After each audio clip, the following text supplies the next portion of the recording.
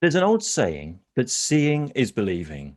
And this is every bit as true in astronomy and the study of asteroids as it is in every other walk of life.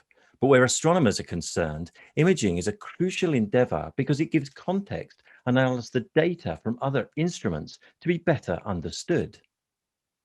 To talk about this further, I'm joined now by two people who have taken the imaging of asteroids and data visualization to a whole new level.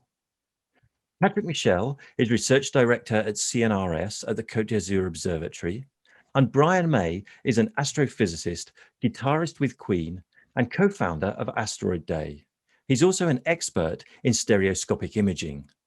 So Brian, briefly, what is a stereoscopic image? I'm glad you asked, Stuart. There's another old saying, which is there's nothing new under the sun, right?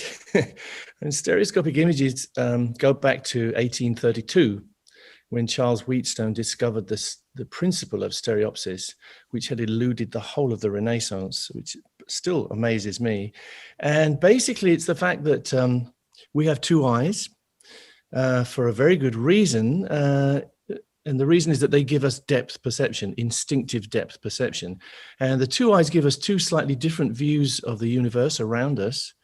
And our brain constantly, every second of our lives, combines these two slightly different images and makes them into one in-depth image inside our brains. It's a miracle. It really is. And something which is very, very often overlooked.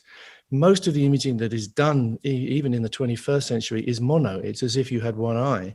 But as soon as you go back to using your two eyes, as the Victorians did, you get a whole world revealed to you, because it's the real world. And it's always a sort of surprise to me that there's so much emphasis on mono imaging when we are stereoscopic people, we are stereoscopic animals.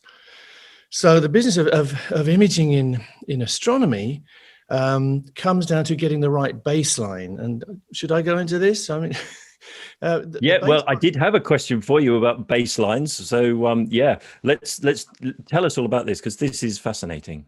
Could just launch in. Yeah. The idea of a baseline is it's the distance between the two viewpoints. So in the case of our two eyes, our baseline is about 2.5 inches, varies slightly from person to person. So if you have a camera with two lenses 2.5 inches apart, it will take two pictures which will correspond to the real images we would get into our brains if we were there. The genius of Charles Wheatstone was to present these two images from two lenses individually to each eye, so that our brains can do the same amazing miracle on the stereo images as they did on the scene when we were there. Now, the baseline of our eyes is not good enough for anything further away than the trees over there on the horizon, because it relatively, you're not giving your brain much information which is different from eye to eye. So what we do is we lengthen the baseline. To see those trees over there, we'll lengthen it to a few feet maybe, and suddenly we'll see a nice stereoscopic image of the trees bouncing out towards us. But if we want to look at the moon, which is 250,000 miles away, we've got to have our baseline of the order of 250,000 miles, a few tens of thousands of miles.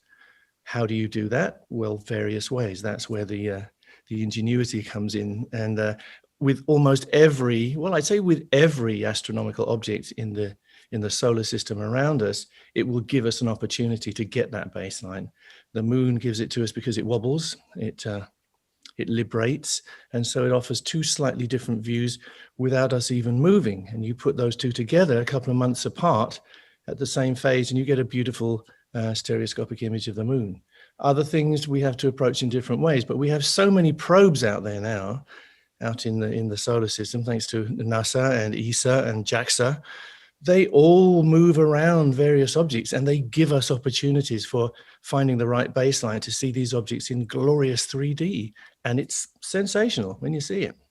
It certainly is. I mean, it really does bring these objects to life and makes you appreciate, at one level, how big these rocks are in space, but also at another level, how small they are in comparison to other celestial objects, because you can really see the curvature on them towards the horizons.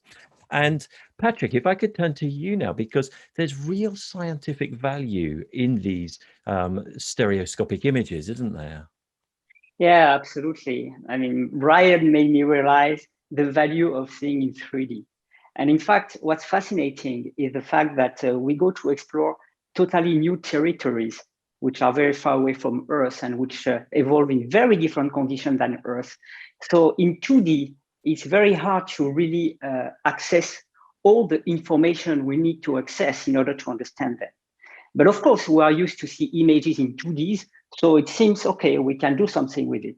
And then when Brian gave me the first 3D images of the asteroid Ryugu that was explored by Hayabusa 2, I mean, I was absolutely amazing. As I said, I fell from my chair. I was totally excited because then it reveals again another world. So you first have the first surprise of seeing for the first time 2D images of a new world.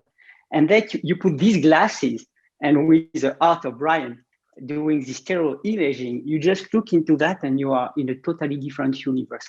And that's very important because it's very hard to understand what we see. The geology of these bodies is really totally crazy. We still have problem to understand that. So having all the dimensions is really crucial. And it actually helped us also to better understand where we could land to get some samples. Because when we have some constraints about the height of the boulders on the asteroids, we had to find rooms, places where the boulders are not higher than 70 centimeters in size. Of course, on 2D images, it's quite complicated. You can try with the shadows, etc. With 3D images, of course, you have a better perception of the height. And Brian helped a lot for both Hayabusa 2 and OSIRIS-REx to find the sampling sites. So there is a really, really good uses of these images, and plus, you know, what's really striking is when you see these images in 2D, and then you put these glasses and you see them in 3D. It's really a feeling that cannot be described in words. It's really exciting. It's just like it's suddenly there in front of you, you know, and you have a real physical sense that I do, is that you could reach out and sort of really just touch this thing. It just looks so real. Now, Brian, you mentioned baseline earlier, and I just want to return to that briefly now, because one of the things that I think is most ingenious about this, and again, you have touched on this, but I want you to emphasize this a little bit, because I want everyone who's watching to understand that how clever this is that you're making 3D images from a spacecraft that sort of has just one camera, and you're using motion to create your baseline. Talk us through that process, how you identify that, how you sort through images to know which might make good stereoscopic pairs. Sort of open the curtains a little bit and take us in behind the scenes of how you do this. Yeah, well, I'm lucky in having a very great colleague, a great accomplice called Claudia Manzoni. And what she does is trawl through the archives of various missions, sometimes while they're being created, but sometimes a long time afterwards, like in the case of the Apollo missions, for instance. And she looks for two images which will work as a stereo pair. So she's looking for two images which have been taken with the right baseline that will give us an opportunity to make these images. From then on, it's not so hard. Well, it's still hard, but she's done the difficult bit, really, you know, which is actually finding these images which will work. The problem that we usually get is, by the time this is sequential imaging, you know, you're taking one picture, the left-hand side, and then something moves and you take the right-hand side. So things will have changed in between. That's the only problem. Now, not much changes on the moon, not much changes on an inert asteroid, but what does change a lot is the illumination. The lighting will change because these things are all rotating. And mostly, like in the case of Rosetta, with Bennu, with OSIRIS, REx, with Ryugu, they're rotating faster than anything can move around them. So you always get a stereo pair which is difficult to view because the shadows are all different from eye to eye. You get this thing called retinal rivalry. Your two eyes are seeing two things which they can't really reconcile. So what I have to do then is to go through, and generally it's a manual process. I have to map the shadows from one side to the other to make them match up, to make them fall on the right piece of ground. And it's an annoyingly repetitive process, but I'm quite good at annoyingly repetitive processes. It seems to be my sort of dogged instinct. It takes over. And I've done it with Victorian images, which are covered in dust and various kinds of pollution. You know, and I've been known to spend weeks on one particular image restoring it by getting rid of all the glitches. So it's the same thing in this case, really. By the time I spend a few hours, hopefully a few hours, all the shadows are matched up, and then you get your perfect image. It needs to be aligned because things are never going to be quite right. And you need to do a little bit of sorting out to make sure that the parallax differences, as they're called, are all in one plane. Because our eyes are very good at sorting out distances due to movement this way. They're not very good at sorting out distances vertically, unless we view it like this, which we don't want to do. So you have to arrange that everything is aligned perfectly, take care of the shadows, and then we get our lovely pristine stereoscopic image if we're lucky. It's absolutely fascinating, the amount of work that really goes into it. And Patrick, you have started extending this as well beyond just actual images, but into data visualization and model results as well, I believe. Yeah, absolutely. And what's fascinating is to see. I'm lucky to be the witness of Claudia and Brian working together. When I give them some new movies or simulation, they are, of course, are perfectionists, so I'm never super happy. And so they start something, and then I look in the glasses, looks perfect, and then Claudia says, no, that's not real correct, and then Brian, etc., until they are happy. And that allows me to measure the complexity of the process, especially with movies, where so basically we investigated the three kinds of processes. So one is how an asteroid disrupts, and then its fragments reaccumulate to form these rubble piles that are the current asteroids that we visit now. And doing it with a stereo is fantastic because then you really see in 3D the shapes of the fragments you are creating the disruption, and you can compare them with the shapes of Ryugu and Bennu. And of course, 3D is important because they have really a specific geological properties like a ridge at the equator. So we want to reproduce that. And so that's the first process. The second one is also when these bodies have their rotation rate that increases due to a thermal effect called the Yorp effect. Then we want to see how, because the centrifugal force exceeds the gravity, how they reshape, basically, how they shed mass, etc. And again, for this, you want to be in 3D because you want to see the velocities of these particles in all the directions. And that's very important. And actually, we made a paper with Brian, Claudia, and others, and Yoon Zong, my postdoc, where we showed this simulation because one of the rhetoric was saying, look, in your 2D movies, we don't have the perception of the velocities of these ejecta that go away from the asteroid. And with the stereo image, immediately said, oh, that's fantastic. Now I understand everything. So that's really nice. And the other one is also tidal encounters with planets. As you know, Apophis is going to come very close to the Earth in 2029. And we are interested to know what happens when a body comes very close to a planet, how possibly the tidal force can make some surface motion or even reshape the body. And again, we made some simulation, and seeing that with stereo pairs in 3D is absolutely fantastic to see exactly how in all the dimensions the body reshapes, which is very important scientifically. And what I measured is the fact that, of course, during a movie, the particles fly in all directions. So how can you do stereo pairs with that?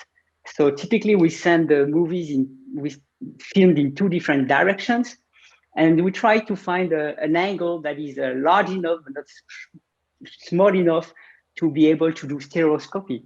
But then I could measure with the interaction between Brian and Claudia how challenging it is. And I'm very sorry for that, but I think they had fun. Yeah, one of the things I was going to say, Brian, is that going from images that don't move to a whole movie where things are flying around, all over the place. Gosh, how did you sort that all out? Well, really, Patrick sorted it for us. I always say, fun is a very important word here. This is great fun to us. It's not really rocket science. It's Victorian technology applied to modern science. And what happens is you get something very human happening. That's why I love it most of all, because it brings instinct back into it. You can look at this thing. You could look at a pile of graphs telling you where all these particles went. You could look at lots of equations telling you what was happening. But as soon as you see it in 3D and you think, oh God, these come out here and those go out there, you get this instinctive feeling, which is an enormous advance, really, because science advances sometimes best through answering questions, in fact, through asking the right questions. But the questions are very often answered by an instinct, and then the details are filled in afterwards. You need that flash of inspiration, and that's the kind of thing that I think stereoscopy can give you. So to me, it is fun, definitely. And the fact that it's a movie rather than a stationary object is taken care of by the fact that we've set it up right. Patrick has set up his simulations right. We have aligned them. So then you just stand back and watch it happen, and everything will happen right because it's in the right frame. And you're both involved in the ESA mission Hera as well. So can we expect some lovely stereoscopic images of the asteroid Didymos? Certainly hope so, yes. This is all in the future. And some of these stereoscopic opportunities are built into missions these days, but some of them are not. And in fact, very often the greatest moments happen because there's an opportunity that nobody foresaw before. So I think we can rely on a lot of sort of opportunism in these missions. Yes, I think everyone's aware that we're going to be looking for stereoscopic images, but there will be a moment when the craft pulls up beside and then perhaps goes into an orbit around Didymos, and we get the first two images which are separated by the right kind of baseline. And for the first time, we'll have that glorious moment of seeing what Didymos actually looks like. Amazing. Can't wait. Yeah, absolutely. And what's going to be fun is to compare our modeling of Didymos, and we are actually now implementing a new model where we have both the primary and the small moon of Didymos. The first simulation we did with Brian were just the primary. Now we include both of them, and doing stereo pairs of that and comparing with the real world is going to be exciting. Probably it will be all wrong, but that's okay. And then we also have another opportunity for stereo pair that's going to be fantastic, is that we are now developing a rover with CNES, the French Space Agency, and DLR in Germany, to be put on Phobos by the Japanese mission MMX, which is a Phobos sample return mission. So in 2026, 2027, we'll be on the surface of Phobos, and we have two navigation cameras that can do stereo. So Brian, we count on you to make us dream again with the scenery of Phobos in 3D. That's going to be also amazing. Wow, yes, please. So, a lot of fun. I will come to Phobos with great pleasure. It sounds to me, Brian, like you are going to be a very busy man for the next few years, and you are as well, Patrick. Absolutely, but it's a good business. It's a very nice business to be in, yeah. Absolutely. Gentlemen, I can't thank you enough for your time today. Patrick, you are a relentless asteroid researcher. The work you have done is unparalleled. Brian, you co-founded this day, and you continue to work so hard on astronomy outreach and on all the asteroids and the stereoscopic imaging. So again, I know you're both super busy people, and it gives us great pleasure to see you today and to say thank you so much for being with us. Thank you, Stuart. Very well done. Thank you, Brian.